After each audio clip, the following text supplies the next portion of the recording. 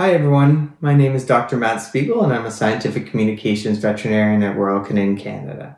Today we're going to talk about healthy lifestyle habits and weight management in our pets, but more specifically, portion control. I want you all to sit and think for a second about what you use to measure your pet's food. Do you use something like this measuring cup here? Perhaps it's a measuring scoop, maybe it's your favorite mug, or maybe it's something like a measuring cup made specifically for pet food that you got from your veterinarian. I've even heard of things like yogurt containers or margarine tubs, and it's really important to know that not all of these are the same in terms of how much pet food they will hold, but also in terms of their accuracy of measuring. A cup is not always equal to a cup. Studies have shown that there's a huge variance when it comes to the accuracy of different actual measuring cups as well. And it's best to use a measuring cup that is specifically meant for pet food that you get from your veterinarian. Although using a measuring cup meant for pet food is better than a yogurt container or a mug, the most accurate way to measure your pet's food is actually by using a kitchen scale or a gram scale. I know what you're thinking. That seems like a lot of work, and I don't even measure my own food on a gram scale. Well, I'm here to show you how easy it is and explain why it's so important for our pets. The reason why it's so important is there's several studies that have shown that there's a huge variance, up to about 30% difference between different people measuring what they think is the same amount of food. And there's even been shown to be an up to 15% variance between the same person measuring what they think is the same amount of food on repeated occasions. These differences are significant and can lead to a large amount of weight gain over time. So let's get to our demonstration. Here's a basic kitchen scale that I have. You can purchase it online or at most retail stores, anywhere that sells small kitchen appliances. Once you get your battery installed, all you need is a flat surface. Pop your measuring cup on the scale, turn it on, and then you want to hit again to zero the scale or tear the scale when the cup is on. And what this does, by zeroing the weight when the cup is already on, that means that the scale is actually not taking the weight of the cup in, and it will just be weighing the actual food. Many products will actually have the recommended feeding amounts in both cups and grams on the back of the bag, but the best thing to do is work with your veterinary team to make a tailored feeding plan for your pet based on their weight, their activity, and their lifestyle, their individual needs. So once we have this set, if I wanted to, for example, measure 1 cup of my dog Eddie's food, I know that there's 91 grams of per cup in Eddie's diet specifically. So if I take this measuring cup, and this is an accurate measuring cup, this is something that you don't want to have a heaping cup, so I'm going to look, that looks pretty level right there. I'm going to place it on here. So as hypothetically speaking, if I wanted Eddie to have 1 cup of food, that's 91 grams.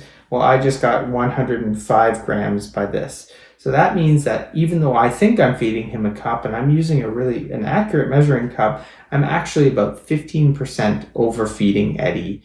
So this is why it's so easy, because all I need to do is take that out and add a little bit more.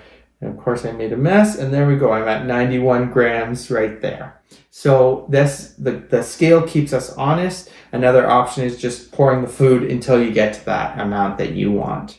The nice thing is we can also measure their whole portion for the day and put that in the container for the day. Once that amount is gone for the day, that's their daily allotment. And that's great with big families because that avoids pets tricking us into being double fed. These accurate measurements are very important, especially with smaller dogs and cats. Even a slight overmeasurement can add extra calories, and over time can result in significant weight gain for your pet. It's been proven that we mostly tend to overestimate, not underestimate, when we're just measuring with a measuring cup.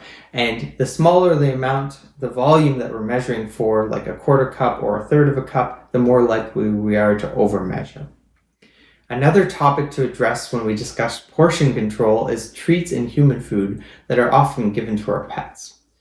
The calories from treats can really add up, and the rule is that treats should be no more than 10% of our pet's daily calorie intake.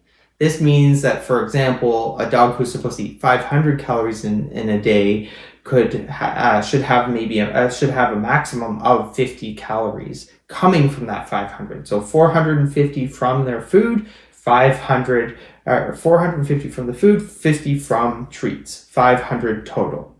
This is not an extra 50 like your dog would want you to believe. It is from their daily calories. Any more than that can result in weight gain or an unbalanced diet. And like pet food, treats can vary dramatically in their calorie density. So work with your veterinary team to find the appropriate treat and incorporate that into your pet's meal plan. Human food given as treats or top dressed over food can actually be another culprit that leads to weight gain. It's so important to note that what we think is a tiny piece of food for us as humans, for example, an ounce of cheese, represents a much bigger portion for your dog or cat's daily calorie intake, especially a small dog or cat.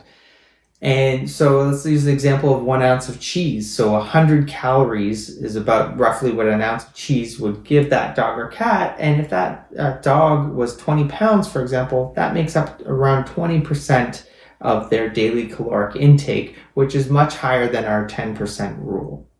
One great tip is to set aside part of your pet's kibble, their allotment for treats, as it's often just the process of getting the treat that makes them excited. And so even if it's kibble, they're really happy to get that treat. Another thing you can do is fill their food or a low calorie treat. Fill that in these kind of feeding toys, and that makes them both stimulated mentally, but also makes them work for their food as well as exercise a little bit. So that's a really great option as well. There's a whole bunch of toys out there and specific bowls as well. The other concern with human food is that, it can lead to sometimes picky eaters.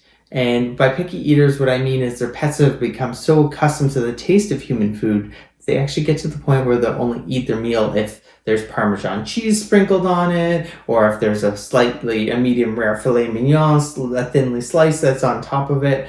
And so obviously I'm using extreme examples, but it's a very slippery slope with human food. So we need to be very cautious in what we offer our pets. I hope these tips on portion control for our pets have been helpful to you. And remember, it's so important for our pets to be at a healthy weight. It helps with their quality of life as well as their quantity of life. And every little bit that we can do will really help.